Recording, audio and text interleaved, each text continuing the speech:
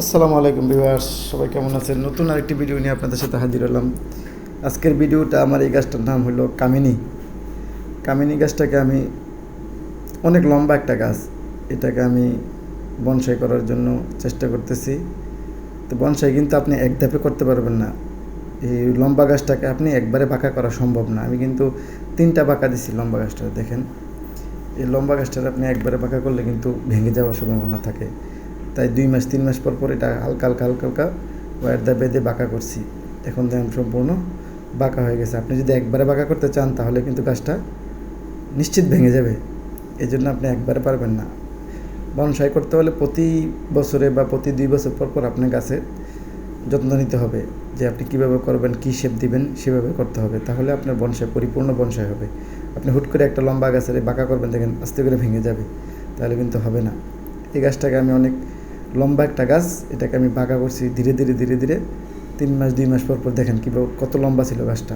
ওই যে উপরে আর একটু আছে, অনেক লম্বা ছিল গাছটাকে। এটাকে আমি আস্তে আস্তে ওয়্যার দিয়ে বেঁধে এরকম বাঁকা করছি। এখন এটাকে একটা অন্য আকৃতি দেওয়ার চিন্তা ভাবনা করতেছি। সেটাই আমি আজকে দেখাবো যে কী আকৃতি দিলাম গাছটাকে।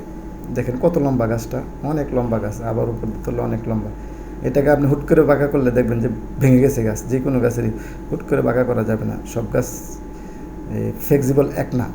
এটার ফ্লেক্সিবল একটু শক্ত টাইপের, এই জন্য আপনি হুট করে বাঁকা করতে পারবেন না। ওয়্যার দেবে দেবে আস্তে আস্তে বাঁকা করতে হবে। এটাকে আমি অন্য একটা শেপ দেবো। সুতরাং আপনারা দেখতে থাকেন আমি কী শেপ দিই। ভিডিওটি ভালো লাগলে অবশ্যই লাইক কমেন্ট শেয়ার দিবেন, আর ইউটিউব থেকে দেখলে অবশ্যই চ্যানেলটি সাবস্ক্রাইব করে দিবেন। বন্ধুরা দেখতে থাকেন।